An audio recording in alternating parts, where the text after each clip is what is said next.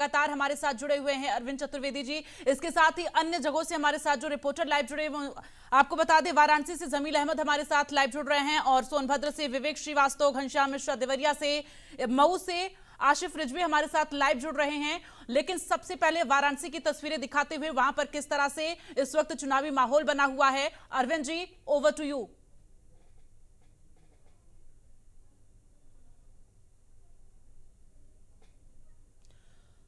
तो अभी शायद ऑडियो जो है वो नहीं पहुंच पा रही है, लेकिन इन सब के बीच आपको बता दें उत्तर प्रदेश की 13 लोकसभा सीटों पर लगातार वोटिंग जारी है और ऐसे में तमाम मतदान केंद्रों पर दिलचस्प तस्वीरें भी नजर आ रही हैं। चूंकि इस वक्त मतदाताओं में जो उत्साह नजर आ रहा है वो साफ तौर पर तस्वीरों में देखा जा सकता है, चूंकि तमाम मतदाता जो है बढ़ चढ़कर हिस्सा ले रहे इस भीषण गर्मी में भी। तो वहीं कुछ मतदाता हैं जो अभी घरों से बाहर नहीं निकले हैं, जिनसे ये अपील की जा रही है कि आप अपने घर से बाहर निकले, चूंकि लोकतंत्र का महापर्व जो है ऐसे में 5 साल में आपको एक बार यह मौका मिलता है जब आप अपने मताधिकार का प्रयोग करें और अपने एक वोट से अपने पसंद की सरकार बनाएं।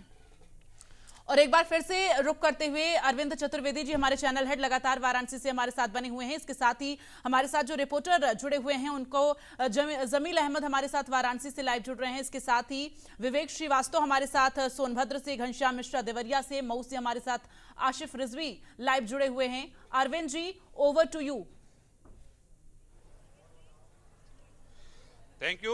एक बार फिर से मैं अपने संवाददाताओं के पास चलता हूं और आपको बताने की कोशिश करता हूं कि इसमें ग्राउंड पे क्या चल रहा है। जमील, बनारस में आप हैं और मैं भी बनारस में हूं। आप किस इलाके में हैं और वहां पे क्या माहौल है, जरा बताइए मुझे।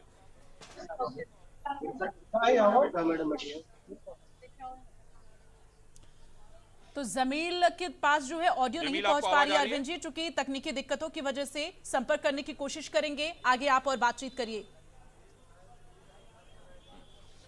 ठीक है, हम चलते हैं विवेक श्रीवास्तव के पास। विवेक, सोनभद्र में टिकट को लेके बहुत जो है जद्दोजहद थी। मुझे याद है जिस समय जो है वहां पे टिकट का बंटवारा हो रहा था और वहां पे जो पहले प्रत्याशी थे उनकी तरफ से लगातार दबाव था कि उनके छोटे बेटे को जो है टिकट दिया जाए, लेकिन बहू को वहां डिंकी कोल को टिकट दिया गया। आप मुझे ये बताइए कि वहां पे किस तरह की लड़ाई है, क्योंकि जो पहले भारतीय जनता पार्टी की तरफ से प्रत्याशी हुआ करते थे खरवार साहब, अब वो जो है विरोधियों के प्रत्याशी यानी भारतीय जनता पार्टी के खिलाफ चुनाव लड़े। तो क्या माहौल है विवेक वहां पे? सर, जिस तरह से आपने बताया कि जो रिंकी कोल का जब नाम सामने आया तो इसको लेकर काफी विवाद था। पकौड़ी लाल कोल जो सांसद हैं वो चाहते थे कि उनके छोटे बेटे जयप्रकाश को टिकट मिले। पारिवारिक अंतरकलह सामने आया तो जिसको लेकर काफी जो है कि खींचातान चली और अंत में जो है कि रिंकी कोल को टिकट मिला। वही जो छोटे लाल खरवार हैं जो भाजपा से सांसद रहे 2014 में, तो जो अभी जो कि इसमें विपक्ष में है इंडिया गठबंधन के साथ, तो कुल मिला के जो कोल बिरादरी है वो कहीं ना कहीं पकौड़ी लाल कोल के टिकट कटने से भी नाराज था, क्योंकि पकौड़ी लाल कोल ने क्षत्रिय और ब्राह्मणों को मन से गाली दी थी, उसके लिए भी विरोध था। लास्ट में पार्टी ने तय किया कि अगर पकौड़ी लाल कोल को टिकट दिया जाता है तो ये विरोध जो है कि काफी जो कि भारी पड़ेगा, इसलिए रिंकी कोल को टिकट दिया गया। लेकिन अंततः जो ग्राउंड रिपोर्टिंग है वो ये देखने को मिल रही है कि अंततः रिंकी कोल का जो विरोध था पार्टी ने उसको संभाल लिया, उस डैमेज को कंट्रोल कर लिया है। अब कोल, खरवार और चेरो बैगा ये जो जनजाति समुदाय है उसको लेकर अब सेंध लगाने की बात हो रही थी। मुझे लगता है कि जो ग्राउंड रियलिटी है, जो ग्राउंड रिपोर्टिंग से सामने आ रही है, वो कहीं ना कहीं रिंकी कोल के पक्ष में दिखाई दे रहा है।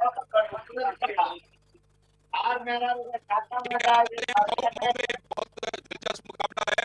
हमारे साथ आसिफ रिजवी भी वहां से है। आसिफ, मुझे ये बताइए कि मऊ में भी बहुत लड़ाई, बहुत राजी है और राजभर के बेटे के बीच में बड़ी लड़ाई हो रही है वहां पे। सर, आवाज क्लियर नहीं आ रही है।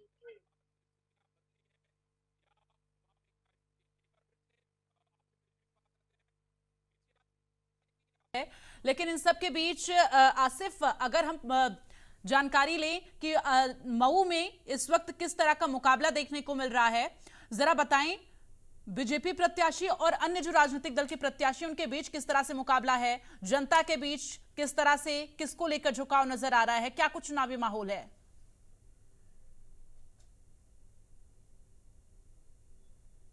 बीजेपी और जो सपा के जो प्रत्याशी है, इंडिया गठबंधन और गठबंधन के जो प्रत्याशी, इनमें कांटे की टक्कर देखने को मिल रही है।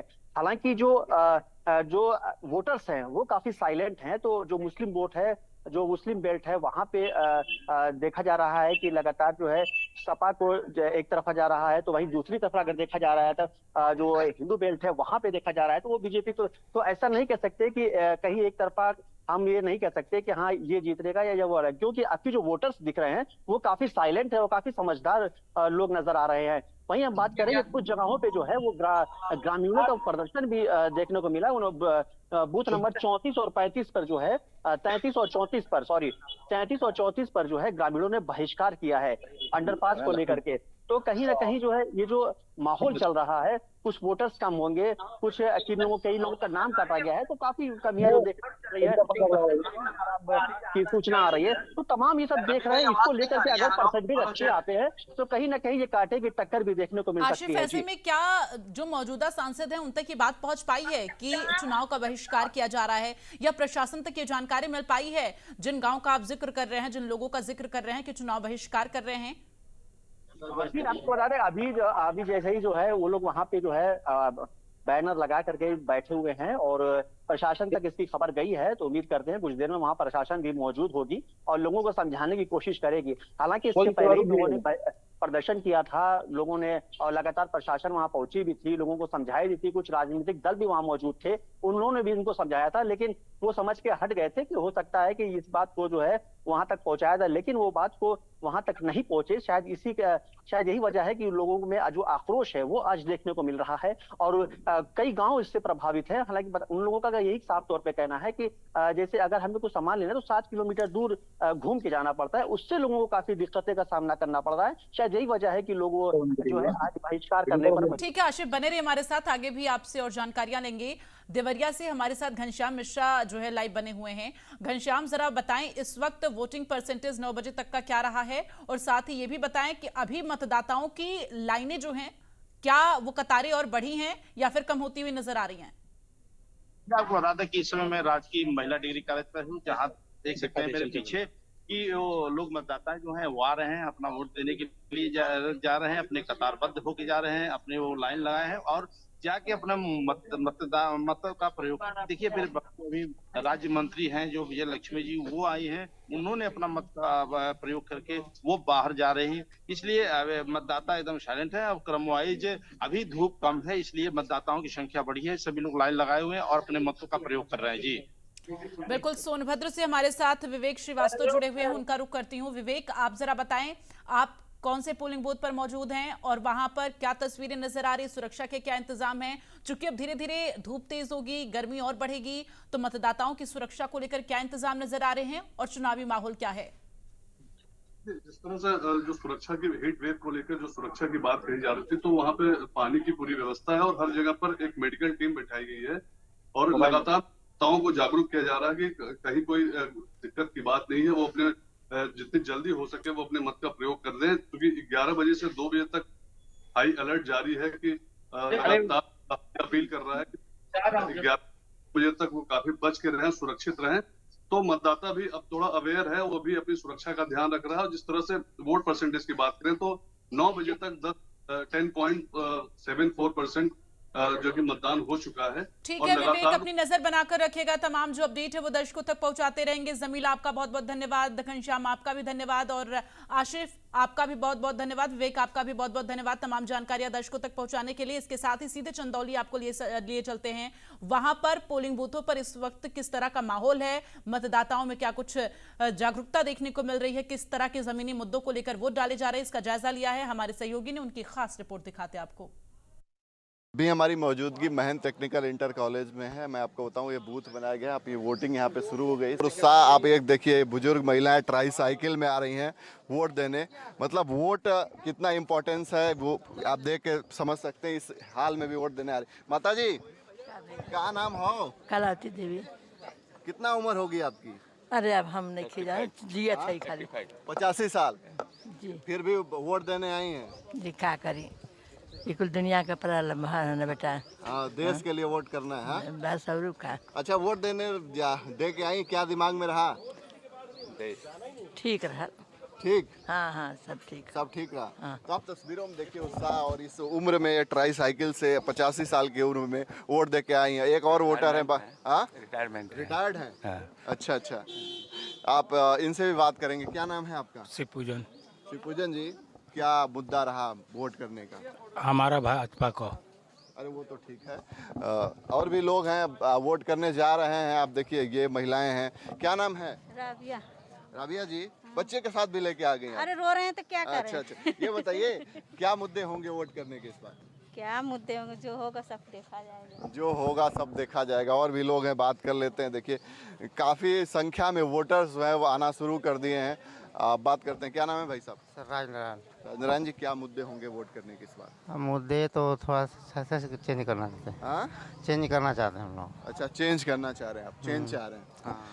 तो आप देख सकते हैं डेफिनेटली कई सारे लोगों से हमने बात किया, और भी लोगों से बात करेंगे। किसी ने कहा चेंज करना है, किसी ने कहा राष्ट्रवाद और मुद्दा है। अब और सबसे बड़ी चीज़ हमने तस्वीरों में दिखाया कि किस तरीके से लोग आ रहे हैं और वोट देने जा रहे हैं। ये first time voter, I think इनसे बात कर लेते हैं। क्या नाम है? रितु, फर्स्ट टाइम वोट कर रहे हो आप लोकसभा में? जी, क्या क्या सोच के वोट कर रहे हो आप? वोट कर रहे हैं मतलब कि अपना डिसीजन ले सके। डिसीजन ले सको तो क्या मुद्दे रहेंगे, क्या सोचा है? देश के लिए क्या होना चाहिए? मतलब ये जो वैकेंसी नहीं आ रही है वो आना चाहिए।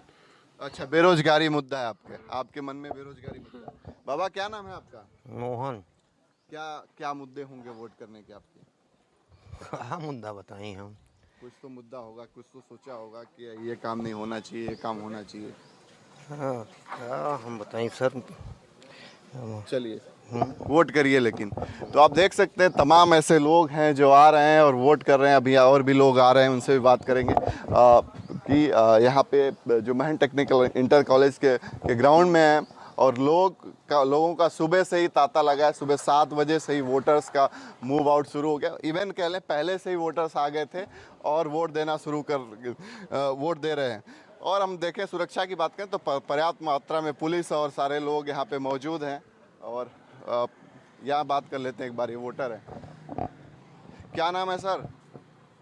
डॉक्टर संजय यादव। संजय जी, अभी वोट करने सुबह सुबह आ गए। हाँ, क्या कहेंगे लोगों के लिए? हम लोग तो यही कहेंगे कि मॉर्निंग में जितना अधिक से अधिक वोट हो सके मॉर्निंग में हो जाए तो ज़्यादा बेटर है, धूप की वजह से। क्या मुद्दे होंगे वोट करने के? वोट के मुद्दे हैं कि जो अच्छे वर्क हैं, जो अच्छे काम करें, उनको सब जनता वोट दे। जो अच्छे मुद्दे हों, जो अच्छे काम करें, उनको वोट देना चाहिए। तो अभी हम चंदौली में हैं और चंदौली के महन टेक्निकल इंटर कॉलेज से आपको दिखाया कि क्या वोटर्स के मुद्दे हैं। और यहाँ पे बताऊँ मैं आपको, सुबह 7 बजे से वोटिंग शुरू हो चुकी है और तमाम जो लोग हैं वो वोट देना शुरू कर चुके हैं। चंदौली से इंडिया न्यूज़ के लिए अवनीश तिवारी। तो चंदौली से आपने अमरीश तिवारी की खास रिपोर्ट देखी। अब आपको वोटिंग परसेंटेज बताते हैं। ये बड़ी जानकारी जो है 9 बजे तक के आंकड़े सामने आए हैं। उत्तर प्रदेश में 9 बजे तक में 12.94% मतदान हुआ है। देवरिया में 9 बजे तक में 13.74% वोटिंग हुई है। इसके साथ ही महाराजगंज में 9 बजे तक 14.44% मतदान हुआ है। घोसी लोकसभा सीट पर 9 बजे तक में 10.32% मतदान हुआ है। देवरिया में 9 बजे तक में 13.74% वोटिंग हुई है। तो ये बड़ी जानकारी 9 बजे तक के आंकड़े वोटिंग परसेंटेज को लेकर आपको दे रहे हैं। आपको बता दें उत्तर प्रदेश की 13 लोकसभा सीटों पर लगातार मतदान जारी है। ऐसे में 9 बजे तक के जो आंकड़े सामने आए हैं वो हम आपको बता रहे हैं वोटिंग परसेंटेज को लेकर।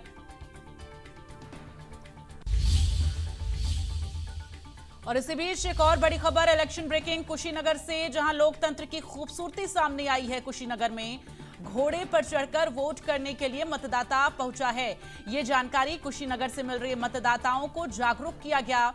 तो ये देखिए तस्वीर आपको दिखा रहे हैं, बेहद खूबसूरत तस्वीर लोगों को जागरूक करते हुए। चूंकि देखिए मतदाता में जो उत्साह है, घोड़े पर सवार होकर बाकायदा वोटिंग करने के लिए पहुंचे हैं ये मतदाता। और ये तस्वीर जो है कुशीनगर से सामने आई है। आज वोटिंग जो है कुशीनगर में लगातार जारी है। ऐसे में ये मतदान केंद्र की तस्वीर देखिए। मतदान केंद्र पर ये मतदाता घोड़े पर सवार होकर और बेहद उत्साह के साथ नजर आ रहे हैं।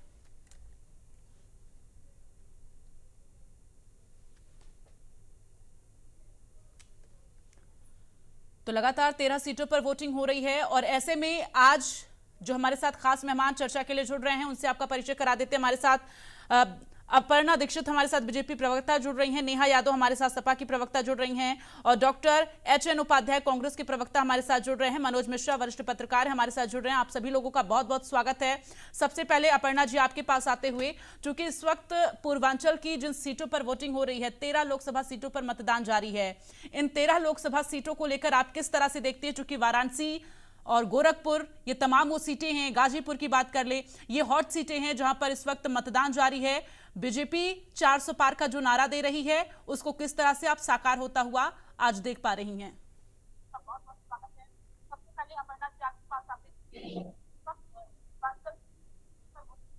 आपकी आवाज नहीं आ रही है मेरे पास। अपर्णा जी, आपके पास इस वक्त अगर टीवी का वॉल्यूम तेज है तो प्लीज उसे कम करवाइए और उसके बाद आपको मैं सवाल आपसे पूछती हूँ। तो अगर आपके पास जो आवाज है वो म्यूट हो गई हो तो सवाल मेरा आपसे यही है कि इस वक्त जिन 13 लोकसभा सीटों पर वोटिंग जारी है, ऐसे में वाराणसी, गोरखपुर, मऊ, मिर्जापुर, ये तमाम जो है हॉट सीटें हैं और केंद्रीय मंत्री भी जो है इस वक्त चुनावी मैदान में है, 3 केंद्रीय मंत्री। लेकिन इन सब के बीच जो भारतीय जनता पार्टी की तरफ से अब की बार 400 पार का नारा दिया जा रहा है, उसको आप किस तरह से साकार होता हुआ देख पा रही है? चूंकि जो विपक्षी दल है वो तो ये कह रही है कि बीजेपी सिमट गई है, 400 पार का नारा क्या 140 सीटें भी आनी मुश्किल हो जाएंगी।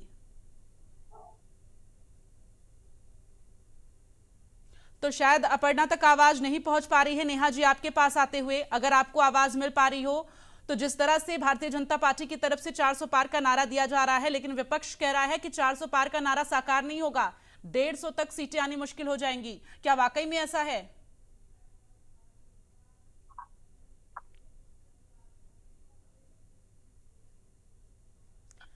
तो ऑडियो जो है वो मेहमानों तक नहीं पहुंच पा रही है और ऑडियो तकनीकी दिक्कतों की वजह से जो है नहीं पहुंच पा रही है। फिलहाल संपर्क करने की कोशिश करेंगे, लेकिन इन सब के बीच मनोज मिश्रा जी आपके पास आते हुए, अगर आपको मेरी आवाज मिल पा रही हो तो आज के जो 13 सीटें हैं जिन पर इस वक्त वोटिंग जारी है, ऐसे में इन 13 सीटों को लेकर आप किस तरह से देख रहे हैं?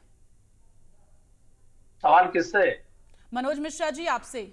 जी जी जी जी देखिए, बड़ी सीधी सी बात है। अंतिम चरण का चुनाव है, उत्तर प्रदेश की 13 सीटें हैं और 13 बड़ी अहम है, क्योंकि पूर्वांचल में जहाँ एक तरफ योगी आदित्यनाथ जी का क्षेत्र गोरखपुर, वही दूसरी तरफ विगत 2014 से वाराणसी से प्रधानमंत्री का चुनावी क्षेत्र है। मिर्जापुर से लेकर के गोरखपुर तक आप देखिए 4 केंद्रीय मंत्री चुनाव लड़ रहे हैं, चाहे वो चंदौली से पांडे जी हों, चाहे वो खुद प्रधानमंत्री हो या अनुप्रिया जी हो।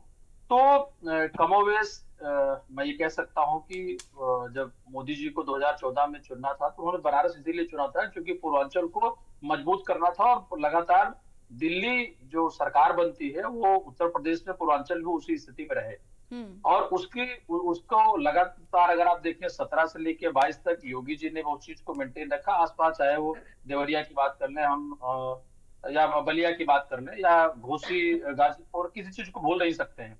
तो इन सब में अब तक 6 चरण के चुनाव में मतदान में और आज 7वें चरण के चुनाव में उत्तर प्रदेश की 13 जो अहम सीटें हैं वो भारतीय जनता पार्टी के लिए ज्यादा अहम है अन्य के विपक्षी, क्योंकि 11 सीटें सामान्य है, 2 सीटें सुरक्षित है। अब पिछली बार भी जब 80 में 62 या 64 बाई इलेक्शन के बाद हुआ था तब भी भारतीय जनता पार्टी के पास यहाँ 11 सीटें हुआ करती थी। तो उनको अपना रिकॉर्ड बनाए रखना है और विपक्ष में चूंकि इंडिया गठबंधन के नेता, चाहे वो राहुल जी हो, चाहे वो उत्तर प्रदेश में अखिलेश यादव की बात कर ले, 2022 के विधानसभा चुनाव में उत्तर प्रदेश में विपक्ष भूमिका में ना तो मायावती रह गई ना कोई अन्य पार्टी रह गई, समाजवादी पार्टी ही रही। तो वो भी आजमगढ़ हुआ या बाकी जगहों पर हुआ। तो जो जातीय समीकरण अब तक हम लोगों को देखने को मिला है इंडिया गठबंधन की तरफ से या एनडीए गठबंधन इसलिए कहना चाहूंगा कि राजभर भी है, निषाद भी है और अनुप्रिया पटेल भी है। ये जो तीनों उत्तर प्रदेश में भारतीय जनता पार्टी के प्रमुख सहयोगी दल हैं, उनके नेतृत्व के या उनके परिवार के या उनके खुद के जो कैंडिडेट्स हैं उनके लिए भी चुनौती है और अपनी सीट को बचाए रखना। जो 400 पार बिल्कुल, लेकिन उनके सभी सहयोगी दल जो हैं वो खासा प्रभाव पूर्वांचल में जो है रखते हुए नजर आते हैं। पश्चिमांचल फिर भी बीजेपी के लिए जो है यहाँ पर काफी ज्यादा जो है परीक्षा देखने को मिलती है, जो पश्चिमांचल की सीटें होती हैं। अपर्णा जी आपके पास आते हुए, चूंकि इस वक्त जिन 13 सीटों पर वोटिंग हो रही है, पूर्वांचल की जो सीटें हैं, बीजेपी हमेशा से ये कहती है खास पकड़ बीजेपी की रही है। पश्चिमांचल की सीटें थोड़ी सी मुश्किल भरी रहती हैं बीजेपी के लिए, भारतीय जनता पार्टी के लिए, लेकिन जो 400 पार का नारा भारतीय जनता पार्टी दे रही है, क्या उस नारे को साकार होता हुआ आप देख पा रही हैं? क्योंकि विपक्ष तो ये कह रहा है कि आप 150 में सिमट जाएंगी। देखिए, विपक्ष का काम है कि बोलना है तो उन्हें जो भी समझ में आता है वो बोलते हैं, क्योंकि उनके पास तर्क नहीं होते। मेरा ये मानना है, नहीं तो अगर तर्क होते तो कम से कम इतना तो नहीं बोलते कि 150 सीटों पर हम सिमट जाएंगे। इसकी सबसे बड़ी पार्टी है और सबसे मजबूत पार्टी है, सबसे अच्छा नेतृत्व देने वाली पार्टी है, विकास के मुद्दों पर काम करने वाली पार्टी है। तो लोगों को भी, जनता को पता है कि इस तरीके से काम हो रहा है तो हम इस तरीके से वोटिंग करेंगे। पूर्वांचल की, आप पश्चिमांचल कह रही थी, मैं पूर्वांचल की बात कर रही हूँ, जो अभी वोटिंग का जो दौर चल रहा है। पूर्वांचल में पिछली बार 2019 में हमने 11 सीटें ली थी, 2014 में भी हमने बढ़िया सीटें ली थी। तो इस बार भी मुझे ऐसा लगता है कि जनता जनार्दन जो है वो देख रही है विकास के कार्य किस तरीके से हो रहे हैं, किस तरीके से एक्सप्रेस वे बन रहे हैं, किस तरीके से एमएसएमई के माध्यम से लोगों को रोजगार मिल रहे हैं, बेरोजगारी की दर 3% है, महंगाई की दर 5% चल रही है। तो जब ये दिखता है लोगों को, आज इंफ्रास्ट्रक्चर हमारा देश में कितना मजबूत हुआ है, ऑटोमोबाइल सेक्टर में दूसरे नंबर का देश बना है, जीडीपी का हमने आज अध्यक्षता की है। जब लोग बाहर के जो विदेशों के लोग हैं वो आज देश की चर्चा करते हैं, इंडिया को आज ताकतवर देश समझते हैं, तो ये जब संभव हो पाया है, ये तो भारतीय जनता पार्टी के नेतृत्व की वजह से ही हो पाया है। कहीं ना कहीं नरेंद्र मोदी की जो छवि है वो एक बेहतरीन लीडर के, ग्लोबल लीडर के और बेहतरीन जो काम करने वाले लीडर हैं उनकी छवि इस तरीके की बनी है। और जो कार्यकर्ता है बूथ पर वो अपना कार्य करते हैं, और जो मंत्री और ये सब 4 मंत्री हैं जो इस बार प्रत्याशी हैं नरेंद्र मोदी जी को मिला के, तो कहीं ना कहीं वो भी मजबूत स्थिति में। तो मेरा मानना ये है कि जो ये जो 13 सीटें हैं इस बार पूर्वांचल में बढ़त लेकर चलेंगी भारतीय जनता पार्टी। और मुझे व्यक्तिगत तौर पर भी लगता है, क्योंकि मैं रही हूँ क्षेत्र में, तो कहीं 13 सीटें ही भारतीय जनता पार्टी के पक्ष में आएंगी, क्योंकि विकास का माहौल चल रहा है इस देश में और विकास के नाम पर वोट हो रहा है। जनता जनार्दन सब देख रही है। और मैं ये कहती भी हूँ कि वोट बहुत महत्वपूर्ण होता है। और आपके चैनल के माध्यम से दर्शकों द्वारा ये भी कहूंगी कि अपने वोट का पूरा उपयोग करें और वोट दें। सभी जो भी आपके यहाँ प्रत्याशी, जो बेहतर प्रत्याशी भारतीय जनता पार्टी के, उनको जाके वोट करें। तो जो ये चुनाव का माहौल है ओवरऑल मैम, तो मुझे जो लगता है व्यक्तिगत तौर पर 13 की 13 सीटें आएंगी। और चलिए ठीक है अपर्णा जी, मैं आपके पास आऊंगी। नेहा जी, आपके पास आते हुए, चूंकि अभी आपने अपर्णा जी की बातें सुनी, वो लगातार ये कह रही हैं कि भारी मार्जिन के साथ जीत हासिल करेंगे। दूसरी तरफ अगर हम बात करें आपके सहयोगी दल, अगर हम कांग्रेस पार्टी की बात करें, उनके नेता राहुल गांधी ये कहते हैं कि आप वोट दीजिए, हम खटाखट नौकरी देंगे, शिक्षा के क्षेत्र में काम करेंगे।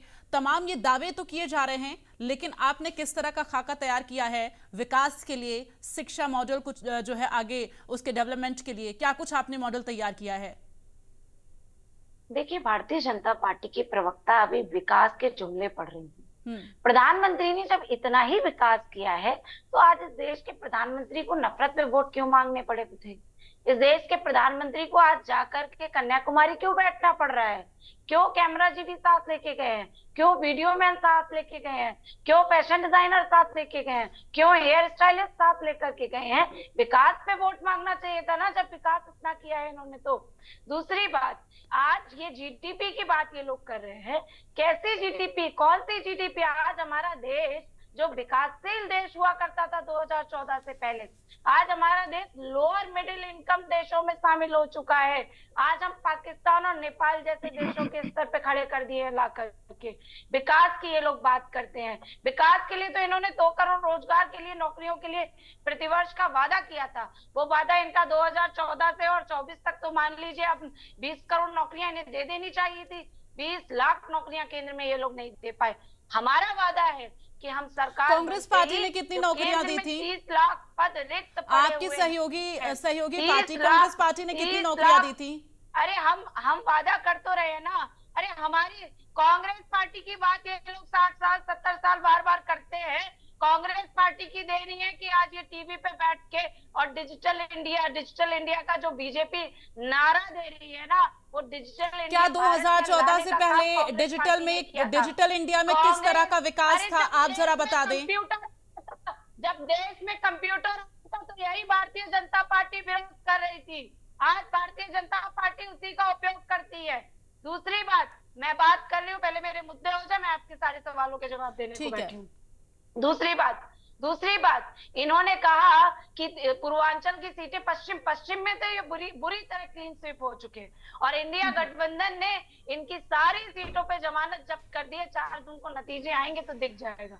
और पूर्वांचल में जिन 13 सीटों पे चुनाव चल रहा है, इन 13 सीटों में से 12 सीटों पे इनकी जमानत जब्त होने जा रही है, घोसी से लेकर के सभी सीटों पे। लेकिन एक सीट जो क्योटो की सीट है, वहां पे भारतीय जनता पार्टी और इंडिया गठबंधन की लड़ाई चल रही है। और मैं इस देश की जनता से अपील करना चाहती हूँ, आपके चैनल के माध्यम से करना चाहती हूँ कि इस देश की जनता, उत्तर प्रदेश की जनता जो नौजवानों को रोजगार और नौकरी दे, उसे वोट करिएगा। जो आपके खाते में 1 लाख रुपए डालने का वादा किया है इंडिया गठबंधन ने, उसे वोट करिएगा। जो नौजवानों के लिए, नौजवानों को रोजगार दे, नौकरी दे, उसे वोट करिएगा। किसानों की कर्ज माफी करे, उसे वोट करिएगा। जो सिंचाई मुक्त करे, उसे वोट करिएगा। जो यूजी से पीजी तक मुफ्त शिक्षा लागू करने का वादा हमने किया है, इंडिया गठबंधन ने किया है, उसे वोट करिएगा। ठीक है नेहा जी, एक छोटा सा काउंटर सवाल आपसे करूंगी, उसके बाद में एचएन उपाध्याय जी के पास जाऊंगी। आप जरा बता दें, क्या ध्यान साधना करना राजनेताओं के लिए मनाही है क्या? आपने पीएम मोदी को ये कहा कि वो कन्याकुमारी जाकर क्यों बैठे जब विकास के नाम पर वोट मांग रहे हैं? क्या किसी राजनेता को ध्यान साधना करने का हक नहीं है क्या? देखिए, बिल्कुल है, ध्यान साधना का करने का तो बिल्कुल, लेकिन दर्शन का प्रदर्शन नहीं होना चाहिए। जिस तरह से प्रधानमंत्री जी लगातार हर एक एंगल से फोटोज आ रही है, उनकी वीडियो आ रही है, इतने कैमरामैन, इतने वीडियो बनाने वाले, इतने makeup artist, hair stylist, dress change करने वाले, फैशन डिजाइनर, इतना सब कुछ ले जाने के देश के प्रधानमंत्री हैं वो, अगर उनकी तस्वीर नहीं सामने आएगी तो किसकी तस्वीर सामने आएगी नेहा जी? अरे आप क्या, मेरी बात सुनिए। हाँ। मंदिर में फूल, धूप बत्ती, अगरबत्ती, प्रसाद, माला, ये सब लेके जाया जाता है, लेकिन प्रधानमंत्री जी कैमरा लेके गए हैं, प्रधानमंत्री जी हेयर ड्रेसर नहीं, आपको पता है वो प्रसाद माला लेकर नहीं गए? फैशन डिजाइनर, ये जानकारी मिल गई है क्या आपको? जिस तरह से उनकी तस्वीरें आ रही हैं, जिस तरह से बार बार कुछ हमारे गोदी मीडिया के साथी हैं, मैं आपको नहीं कह रही हूँ, जो लगातार उन तस्वीरों को चला रहे हैं। नहीं, विपक्ष का तो ये काम ही है गोदी मीडिया कहकर और आरोप लगा देना। अगर आपकी तस्वीर होती है तो क्या मीडिया के द्वारा नहीं दिखाई जाती? मैंने आपको नहीं कहा, मैंने कहा कि बॉडी मीडिया, आपने मीडिया का जिक्र किया ना, क्या वो तस्वीर नहीं दिखाई जाती मीडिया में? ठीक है, मैं आपके पास लौटूंगी। एचएन उपाध्याय जी, आपके पास आते हुए, आज जिन 13 लोकसभा सीटों पर वोटिंग हो रही है, ऐसे में उन सीटों को लेकर आप किस तरह से देख रहे हैं? वाराणसी सीट को, चूंकि अजय राय पिछली बार भी 2019 में चुनावी मैदान में थे और हार का सामना उन्हें करना पड़ा था, लेकिन एक बार फिर से कांग्रेस पार्टी ने उन पर विश्वास जताते हुए अपना प्रत्याशी बनाया। दीक्षित जी, ऐसा है कि जो हमारी बहन नेहा ने कह रही थी, क्योटो की सीट भी फंसी नहीं है। यहाँ पर हमारे प्रदेश अध्यक्ष अजय राय जी चुनाव जीत रहे हैं और एक इतिहास कायम करेंगे। प्रधानमंत्री मोदी जी चुनाव हार रहे हैं। 10 साल में बनारस की जनता को जो उन्होंने कष्ट दिया है, उसका वहाँ की जनता आज बदला लेने के लिए तैयार है। 10 साल में न एक फैक्ट्री लगी, न एक कंपनी लगी, न गंगा की सफाई हुई, न अस्पताल की सुविधाएं बढ़ी, न रोजगार के लिए उन्होंने कुछ काम किया। और जो भी थोड़ा बहुत हुआ, जैसे गंगा में आज में सफाई के नाम पर, उसमें जो है गुजरात, एक परिवार उनका जो है गुजराती लाबी को ठेका दे दिया गया। और ठेका आपने जानती कैसे दिया है, चंदा लो ठेका दो। उसी आधार पर न यहाँ के लोगों को रोजगार मिला, न कुछ भी मिला। और यहाँ की जनता महंगाई, बेरोजगारी से त्रस्त पूरे देश की जनता है। बनारस के लोग अब की बार पूरा मन बना चुके हैं और कांग्रेस और इंडिया गठबंधन के प्रत्याशी अजय राय, जो यहाँ स्थानीय है, काशी के बेटे हैं, काशी के निवासी हैं, गंगा 2014 में जब पीएम मोदी ने वाराणसी सीट से जीत हासिल की, फिर 2019 में वाराणसी की जनता ने क्यों विश्वास जताया? आपने जिस तरह से जिक्र किया, कोई विकास नहीं हुआ है, कोई फैक्ट्री नहीं लगी है और शिक्षा के क्षेत्र में वाराणसी आगे नहीं बढ़ा, लेकिन जो जनता है वो कह रही है काशी की तस्वीर बदल गई है। पहले की काशी और अब की काशी आप देख लीजिए। जनता तो रो रही है यहाँ पर, के नाम पर 400-500 जो है मकान गिरवा जा रहा है। आपकी ऑडियो में कुछ दिक्कत हो रही है एचएन उपाध्याय जी, मैं लौटूंगी आपकी ऑडियो सही होते ही। अपर्णा जी, साफ तौर पर आपने सुना है चंद उपाध्याय जी को ये कहते हुए कि इस बार वाराणसी की जनता जवाब देगी। अजय राय भारी मार्जिन के साथ जीत हासिल कर रहे हैं।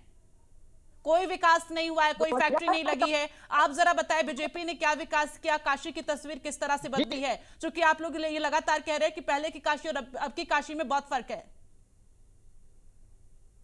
2014 में अजय राय की जमानत जब्त हो गई थी, पिछली बार 2019 में नामुक्त मिले थे और इस बार अपना। ठीक है, तकनीकी दिक्कतों की वजह से आप लोगों की जो ऑडियो है उसमें दिक्कत आ रही है। मैं उस ऑडियो को सही करवाकर फिर आप लोगों के पास लौटूंगी।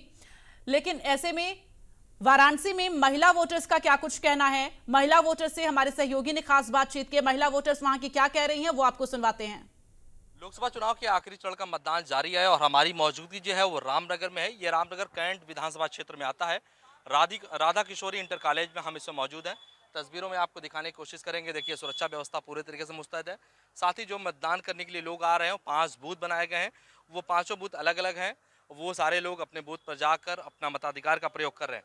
तस्वीर में आप देख सकते हैं कि एक बूढ़ी माँ है, वो भी मतदान करने के लिए जा रही हैं। देखिए, उनके सहयोगी जो हैं एनसीसी की जो है वो लोग उनको मदद करने के लिए आगे लेके जा रहे हैं। तमाम लोग हैं, बातचीत भी करेंगे। मैडम जी, आपका नाम जानना चाहिए। मेरा नाम अनुराधा है। मैं यहाँ पर राधा किशोरी में टीचर हूँ और सीडीओ की तरफ से एक ऐसा आदेश था कि विद्यालय का एक कर्मचारी यहाँ पर लगे जितने भी कार्मिक हैं, यहाँ बाहर से जो लोग वोट देने आ रहे हैं, उनकी सुरक्षा व्यवस्था या उनको व्यवस्था देने के लिए, जैसे मेरे यहाँ के एनसीसी की लड़कियाँ वो बुलावा टोली और दिव्यांग मित्र के तौर पर यहाँ लगी हुई हैं, तो उन बच्चों के साथ भी मैं लगी हुई हूँ ताकि यहाँ पर वोटिंग प्रतिशत बढ़े, हमारी काशी 100% मतदान करे, हमारे यहाँ का वोटिंग आंकड़ा जो है वो हाई रहे और यहाँ पर किसी को कोई असुविधा ना हो। सुविधाएं बेहतर होनी चाहिए। ये बताइए, आपकी अभी तक कितने लोगों ने अब तक वोट कर चुके होंगे और कुल कितने यहाँ पर वोटर्स हैं? सर, 7 बजे के करीब यहाँ पर पहला वोट पड़ा और यहाँ पर 5 बूथ हैं और 5 बूथ पर लगभग 5000 के करीब वोटर्स हैं। अभी तक मुझे लगता है कि 8 साढ़े 8 बज रहे हैं। यहाँ पर 1500 वोट पड़ चुके हैं और गर्मी बहुत ज़्यादा है। लोग आ रहे हैं, अपना समय देख रहे हैं। देखिए, समय के हिसाब से उम्मीद यही है कि यहाँ पर 4000 प्लस वोट पड़ेंगे। बिल्कुल, 4000 की आंकड़े हैं। कुछ माता जी हमारे साथ हैं, वोट कर आई हैं। आप ये बताइए कि क्या दिमाग में चल रहा है? विकास। जब आप लाइन में लगे हुए थे तो जहन में विकास चल रहा है। जी। कितना विकास देखती हैं पिछले 10 सालों में? जी, बहुत विकास हुआ है। अब वो क्या क्या गिनवाया जाए, लेकिन बहुत विकास हुआ है, बहुत परिवर्तन है। आप बताइए माता जी, क्या चल रहा है दिमाग में? विकास हो, अच्छा परिवर्तन हो, यही चाहिए। जी। ये बताइए कि सुबह सुबह आप लोग घर से निकले हुए हैं। हालांकि चुनाव आयोग की तरफ से ये अपील भी थी कि पहले मतदान उसके बाद जलपान, तो क्या आप लोग जलपान करके निकले हैं या फिर अभी जलपान कर? हम लोग सोचे कि पहले मतदान करके तभी जलपान कर। बिना जलपान के ही निकले हैं, पूजा पाठ करके निकले हैं। वाराणसी से जमील अहमद, इंडिया न्यूज। तो लगातार आपने सुना महिलाओं का क्या कुछ कहना, विकास के नाम पर वो वोट कर रही हैं। वाराणसी की महिलाओं के